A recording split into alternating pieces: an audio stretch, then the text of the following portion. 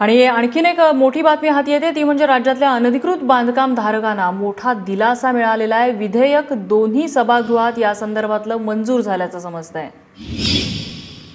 ऋत्विक भालेकर आमचे प्रतिनिधी आपल्याला अधिक माहिती देतात। ऋत्विक, नम्रता, राज्यातील मुंबई पुण्यासह अन्य प्रमुख शहरात जो कळीचा मुद्दा ठरलेले अनधिकृत बांधकामांना आता दिलासा मिळण्याची शक्यता आहे।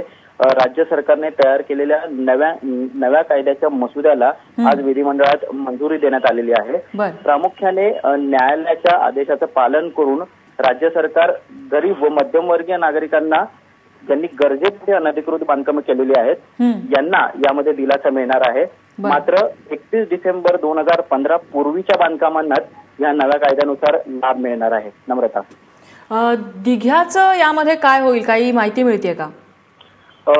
दिघाच नव्हे तर दिघ्यासारख्या अनेक अशा ठिकाणी ज्या ठिकाणी न्यायालयात ज्याच्या केसेस प्रलंबित आहेत अशा सगळ्या प्रकरणांना सुद्धा या कायद्याचा लाभ होऊ शकतो। आणि दिघ्याला सुद्धा दिघ्यावरून मोठं राजकारणही होताना आपण पाहिलं। त्याच्यामुळे तुकाराम मुंडे जे आयुक्त होते यांचीही बदली झाली अशीही चर्चा होती। त्यामुळे त्यांच्या बदलीनंतर तात्काळ हे विधेयक मंजूर करण्यात आले। त्यामुळे कुठेतरी त्याला राजकारणाची सुद्धा किनार आहे असं म्हटलं तर वावगं ठरणार नाही आणि याच अनुषंगाने दिघालाही याचा मोठा दिलासा मिळू शकतो।